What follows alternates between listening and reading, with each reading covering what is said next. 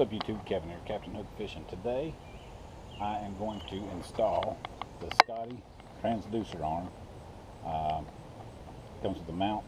This is actually for a kayak, but I'm going to mount it on the boat here.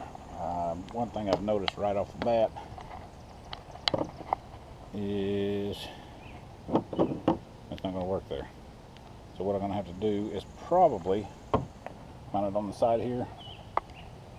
I hate to drill any holes in the side of the boat, but I did stop and get some waterproof caulk. I'll put my big dab on there, and I'll put some sealant on the screws as I put them in also. But give me a second, let me get things straightened out here, and we'll install this Scotty Transducer arm. Alright, we got all our pieces here. Here is the actual bracket itself. I'm going to mount it here. This will be the arm. So it'll click in like that. We've got the main arm here. It's adjustable up and down. So when we're not in use, we'll have that. Then we loosen it up when we get to the water. Prop it down like that. And then we got the arm that extends down into the water. I think I'm going to be safe mounting it up here. The water line usually on this thing is about right here anyway, with just 2 people. So me by myself, I don't think we've got any chance of anything getting up in there. So let's get this marked off, and we will mount this arm on here. All right, so now we're going to attach our arm here that extends down.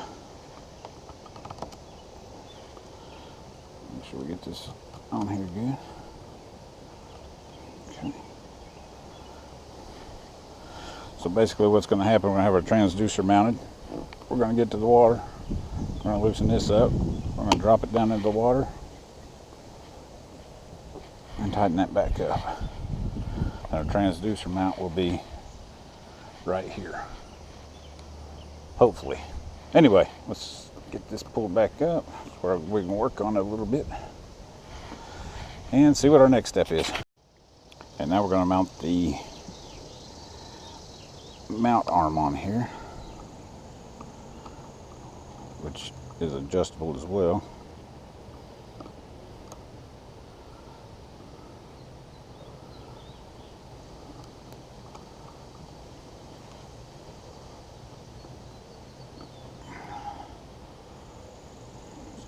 Up here.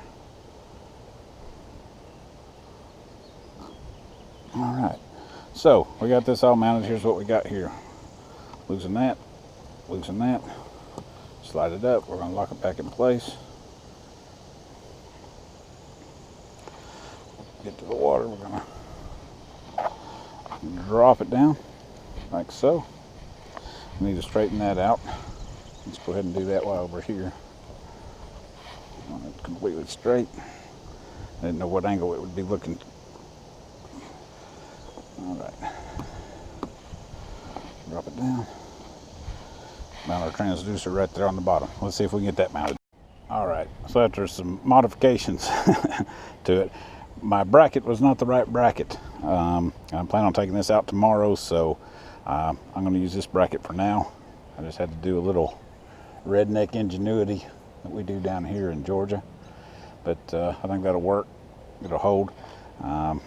Basically what we got is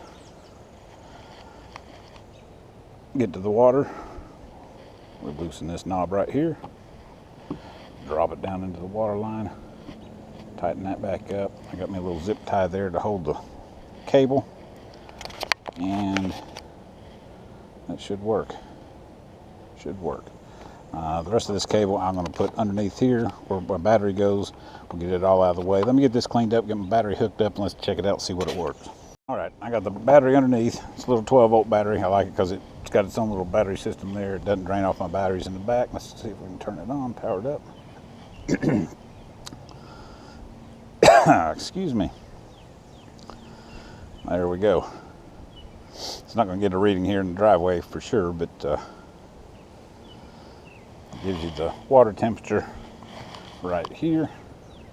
It also gives you the volts in the battery, so you can keep an eye on that. Make sure your battery's not dying on you. But I think overall it's going to be a good deal. I'm going to have to replace this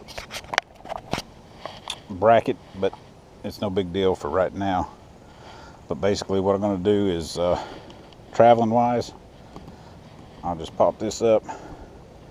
I'm tightening it down, and probably traveling down the road, I'll go ahead and pop this out, lay it in here, and that way I don't have to worry about the wind flopping it back and forth and all that while I'm driving down the road. And get where I'm going. We're going to slide it back in. There we go. And we just loosen, drop it down.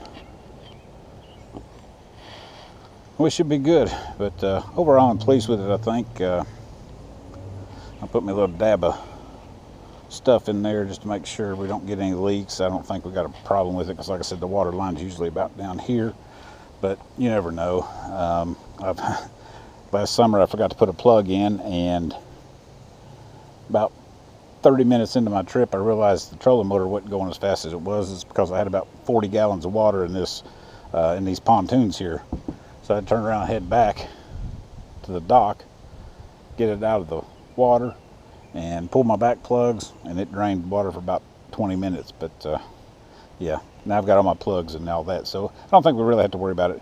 But anyway, hoping tomorrow we can go and get on some fish, check out the fish finder. I'm going to put the battery on charge overnight, put my trolling motor batteries back here on charge, get them all charged up.